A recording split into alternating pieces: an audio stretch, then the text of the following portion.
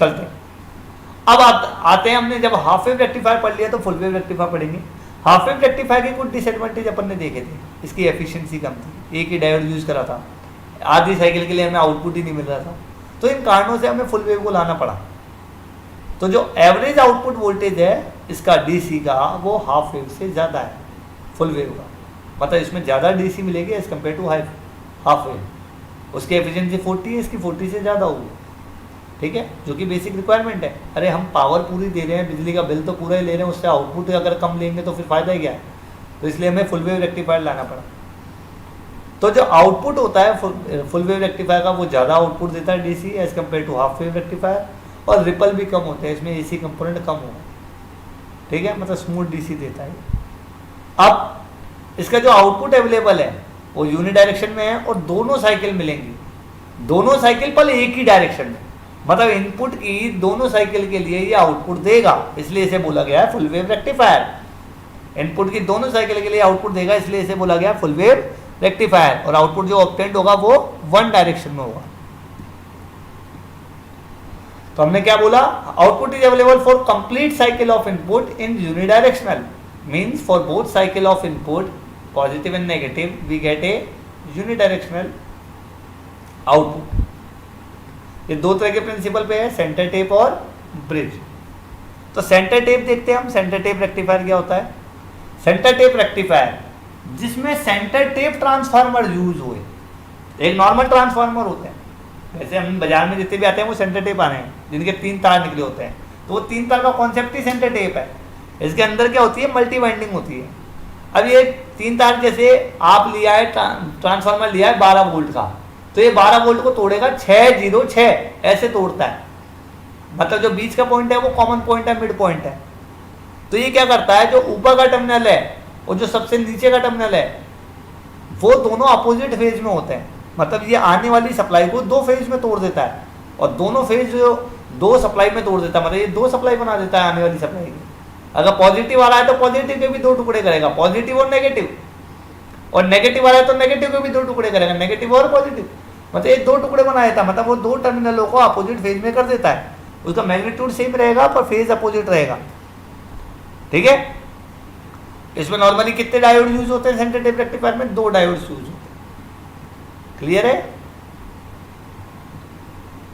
अब full wave rectifier मैंने बताया जो एसी को डीसी में दे रहा है, तो सबसे पहले आपने क्या लगाया, इसमें स्टैंडर्ड एसी अप्लाई करी फुल वेव रेक्टिफायर में, और बोथ जो आउटपुट हमें मिलेगा वो दोनों साइकिलों के लिए मिलेगा पर डायरेक्शन एक ही होगी। देखिए डायग्राम में डायरेक्शन एक ही है, इसलिए इसको फुल वेव रेक्टिफायर बोला गया है।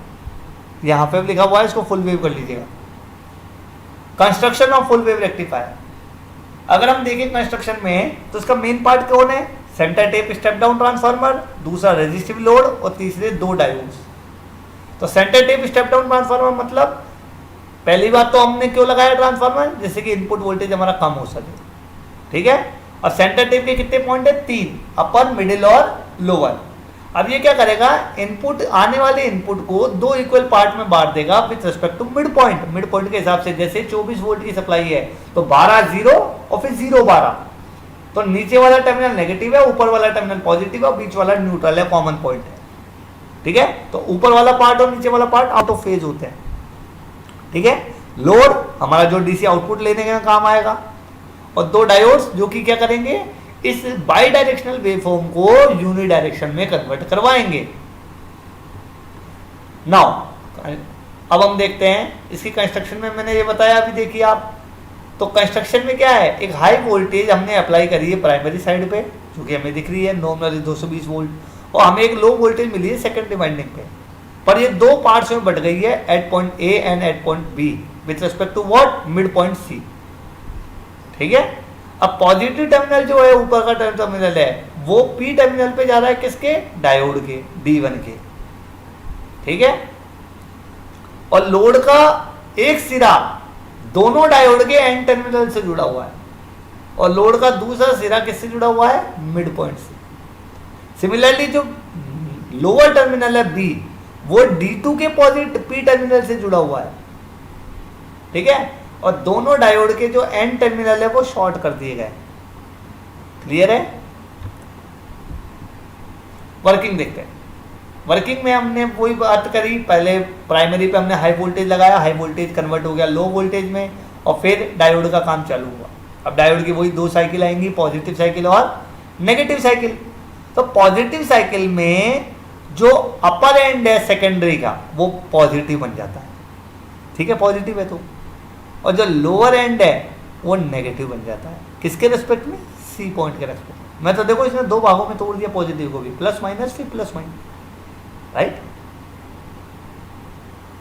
अब डायग्राम में देख रहे हो प्लस डायोड D1 के P पे जा रहा है, और जो माइनस है B पॉइंट पे वो D2 के P पे जा रहा है। तो जब माइनस D2 के P पे जाएगा तो ये तो रिवर्स बायस हो गया, ओपन सर्किट, पर D1 के P पे पॉजिटिव जा रहा है तो ये हो गया फॉरवर्ड बायस, ये शॉर्ट सर्किट। क्लियर है? शॉर्ट सर्किट होगा, प्रैक्टिकल डायोड है तो रेजिस्टेंस देगा और एक करंट फ्लो हो जाएगा। क्लियर हो गई? डायग्राम में देख लीजिए आप, नीचे वाला टर्मिनल ओपन है, नीचे करंट बहेगी नहीं, ऊपर वाला टर्मिनल शॉर्ट हो गया है। क्लियर है? तो हमें वी आउट बराबर क्या मिलेगा? V S. देखिए आपको हमने पॉजिटिव सप्लाई लगाई है, अभी नेगेटिव नहीं लगाई है। नाउ अब हम देखते हैं नेगेटिव साइकिल के लिए। हमने नेगेटिव लगाया तो ऊपर का टर्मिनल क्या बन गया? नेगेटिव, और नीचे का टर्मिनल क्या बन गया? पॉजिटिव। ठीक है, अब हमारा नीचे का जो टर्मिनल है, नीचे का जो टर्मिनल है वो पॉजिटिव है, तो वो पॉजिटिव D2 के P टर्मिनल पे जा रहा है। ये थोड़ा सा रिवर्स पोलैरिटी है, नेगेटिव प्लस है, ये नेगेटिव प्लस फिर नेगेटिव प्लस, चेंज करना रह गया था, पेंट में बनाया था, तो नेगेटिव प्लस फिर नेगेटिव प्लस। ठीक है, तो ये जो नीचे का जो प्लस है वो डायोड D2 के P टर्मिनल पे जा रहा है, तो ये तो हो गया फॉरवर्ड, पर ऊपर का माइनस डायोड D1 के P टर्मिनल पे जा रहा है, तो ये हो गया रिवर्स। तो अब की बार क्या होगा? ऊपर वाला रिवर्स बायस है तो ओपन सर्किट, नीचे वाला फॉरवर्ड बायस है तो शॉर्ट सर्किट, और एक करंट फ्लो हो जाएगी। पर करंट देखो, अब करंट कैसे फ्लो हो रही है? उसी वे में फ्लो हो रही है। तो आर के अक्रॉस पोलैरिटी, देखो किसी भी रेजिस्टेंस में पोलैरिटी जो बनती है, जब करंट उसमें एंटर होती है तो पहला टर्मिनल बनता है पॉजिटिव और दूसरा टर्मिनल बनता है नेगेटिव। तो आउटपुट की पोलैरिटी सेम है, चाहे साइकिल नेगेटिव आई हो, पर आउटपुट की पोलैरिटी सेम है, इसलिए हमें इसे यूनिडायरेक्शनल आउटपुट मिला। ठीक है, तो अभी मैं आपको एक वीडियो और दिखाऊंगा कि पॉजिटिव साइकिल नेगेटिव साइकिल में कैसे इसने काम करा, वो हम देखते हैं।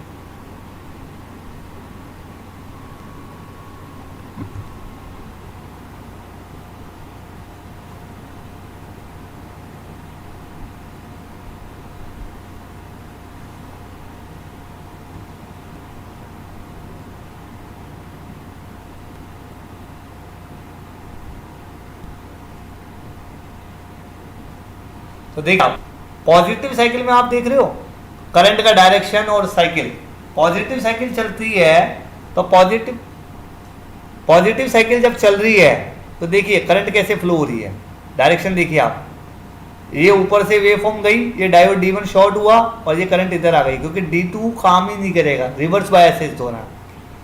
और जब नेगेटिव साइकिल आएगी तो देखिए नेगेटिव साइकिल में D2 काम करेगा, और लोड में देखिए वैसे ही करंट जा रही है वापस, तो करंट की एंट्री करने की पोलैरिटी सेम हो रही है। देखिए चाहे वो D1 फॉरवर्ड काम करे चाहे D2 फॉरवर्ड हो, करंट का जो एंट्री है वो RL के पहले टर्मिनल पे ही हो रही है।